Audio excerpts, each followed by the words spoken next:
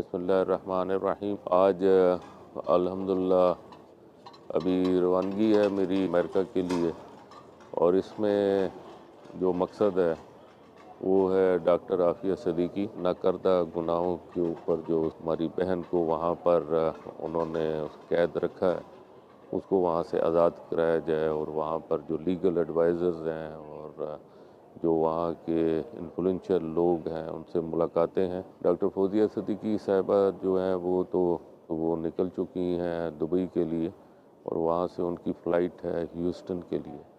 मैं इंशाअल्लाह ताला इधर इस्लामाबाद से डायरेक्ट जा रहा हूँ, और सबसे यही दरख्वास्त है कि दुआ करें कि अल्लाह ताला हमें अपने मकसद में कामयाबी अता फरमाए। ये वो सिलसिला है जो आज तकरीबन मुझे 15 साल हो गए हैं। इस मकसद के तहत मेरी ख्वाहिश भी है, कोशिश भी है कि अल्लाह ताला उसको इस मुसीबत और अज़ाब से जान छुड़ाए उसकी। मुझे याद है जब 2008 में भी मैं उनके पास गया था, और फेंटन डिटेंशन सेंटर डैलस में मेरी उनसे मुलाकात भी रही, और अल्हम्दुलिल्लाह वापस आने के बाद उनके 2 बच्चों को अफ़गानिस्तान से आज़ाद कराने का अल्लाह ताला ने मौका दिया।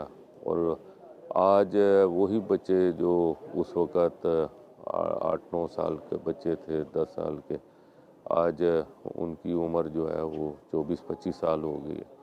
लेकिन उस खातून हमारी बहन जो है वो आज तक वहाँ पर कैद हैं, और ये एक अलमिया है हमारी उम्मत मुसलमान के लिए। बहरहाल अल्लाह ताला हमें हिफ्ज़ व ईमान में रखे। और उसके बाद ज़ाहिरी बात है कि इस वक्त जो सबसे बड़े मामलात हैं वो फ़लस्तीन के हवाले से हैं। तो अगर ज़िंदगी रही और अल्लाह ताला ने मौका दिया और वहाँ से वापसी हुई, तो फिर इंशाअल्लाह ताला फ़लस्तीन के हवाले से मेरा इरादा है मैं वहाँ पर जाकर उन लोगों की भी यकजहती और उन लोगों की मदद के हवाले से अगर कोई किरदार अदा कर सका तो मैं किरदार अदा करने की कोशिश करूँगा।